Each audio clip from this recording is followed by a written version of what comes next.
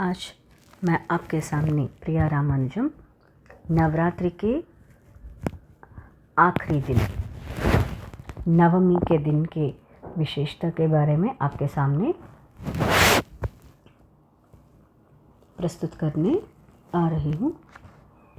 आज आश्वीज शुद्ध नवमी। हर महीना जो नवमी आता है बहुत विशेष नवमी है, बट आज शरद काल का जो नवमी है, इस नवमी का नाम है महानवमी। महानवमी करके बुलाते हैं या महर नवमी करके बुलाते हैं। और ये नवमी के दिन माता रानी का स्वरूप जो है वो महिषासुरमर्दिनी के स्वरूप है। महिषासुरमर्दिनी का स्वरूप किस तरीके से आविर्भाव हुआ है और आज का पूजा का विधि विधान क्या है, मैं आपको जानकारी देने के लिए तैयार हूँ।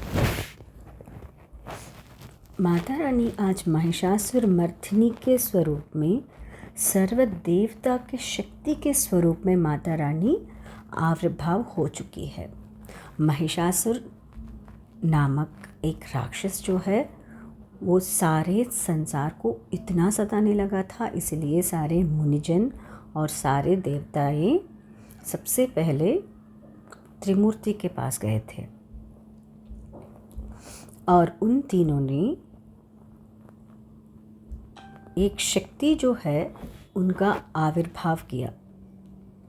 जैसे महिषासुर ने इतने सारे वरदान प्राप्त किए थे और उसने इस वरदान में किसी से भी उनको हानि नहीं पहुंचना चाहिए, सभी जीव जंतु से नहीं पहुंचना चाहिए, पर उन्होंने ये एक बात भूल गया था, एक स्त्री के हाथ में उनका मौत नहीं होना चाहिए करके ये बात बोलना वो भूल गया था।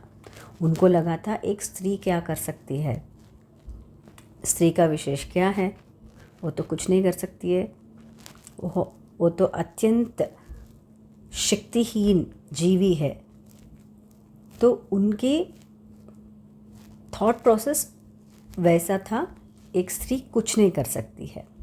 इसीलिए महाविष्णु, ब्रह्मा, शिवा, इन तीनों ने जाके माता रानी के सामने प्रार्थना की, माता आप आविर्भाव होके अपना पूरा शक्ति जोड़कर इस महिष को वध कीजिए।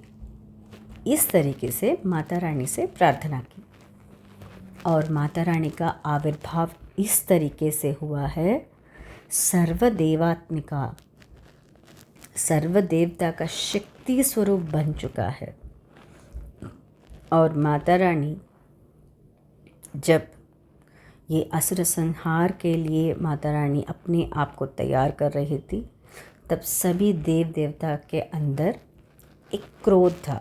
मतलब इतने सारे अन्याय देखने के बाद सभी को एक नेचुरली एक फीलिंग आता है कि गुस्सा आता है। आप जब भी देखिए, आप जनरली जब किसी बच्चे को या कैसे ऐसे हाथ से मारते हैं, वो उसको आप इतना अहमियत नहीं मिलता है, वो मार इतना पता भी नहीं चलता है। जब आप गुस्से में हैं और आप किसी को मारते हैं तो वो सारे इंद्रिय का शक्ति जो है वो एक जुड़ जाता है, जुड़ के और वो शक्ति द्विगुणीकृत होता है।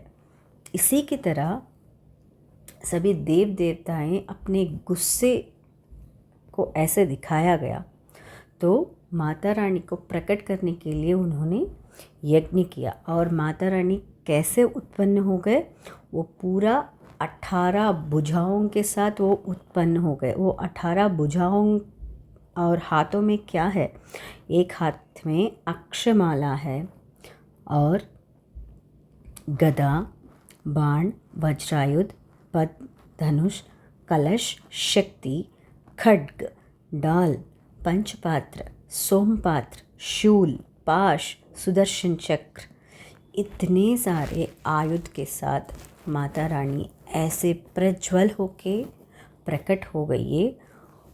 वो माता रानी को देखने से लग रहा था एक अग्नि पर्वत जो जलती हुई ज्वालामुखी पैदा हो गई और माता रानी का स्वरूप, उनका जो पैर है पूरा धरती में समा गया है और उनका चेहरा जो है आकाश में है।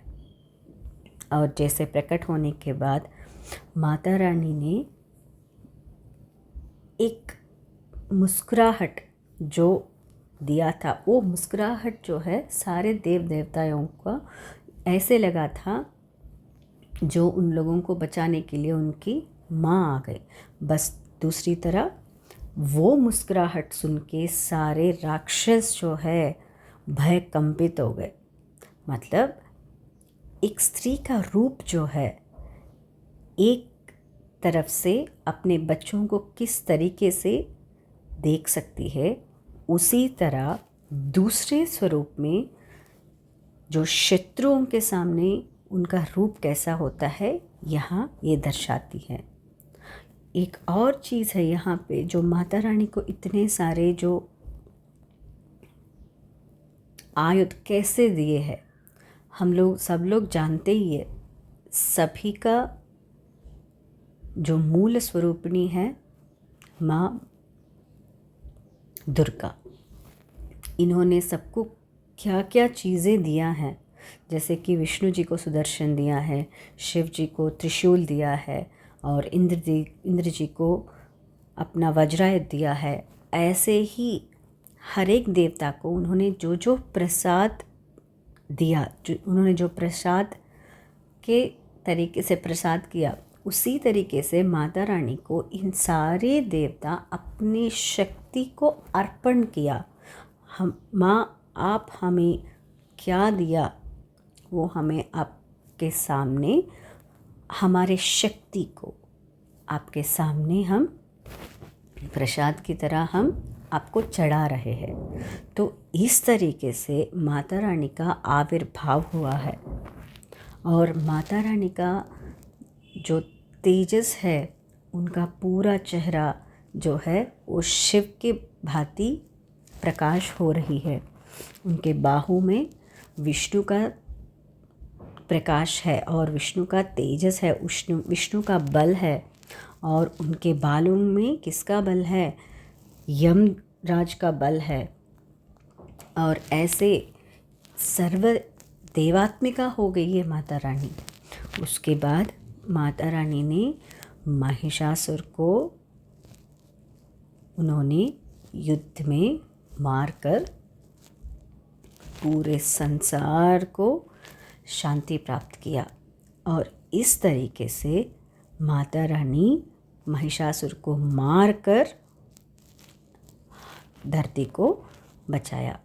और आज माता रानी का प्रसाद जो है दलिया का खीर बनाना है। दलिया का खीर बना के माता रानी को आप चढ़ाइए। आज क्या मंत्र या क्या स्तोत्र करना है, आज हम महिषासुर मर्दिनी का स्तोत्र सुन सकते हैं, सुनना भी चाहिए। और एक और चीज़, अगर आप 9 दिन नहीं कर पाए ये पूजा, नवरात्रि नहीं कर पाए, अगर आप आज एक दिन भी माता रानी को श्रद्धापूर्वक पूजा करेंगे तो आपके सारे के सारे मनोकामनाएं और आपको माता रानी का आशीर्वाद मिलेगा। आज माता रानी को मरून कलर का साड़ी पहनाया जाता है। तो आप भी जो भी नए वस्त्र है माता रानी के सामने रखिए और उनका आशीर्वाद लेके वो पहनिए। नमस्कार।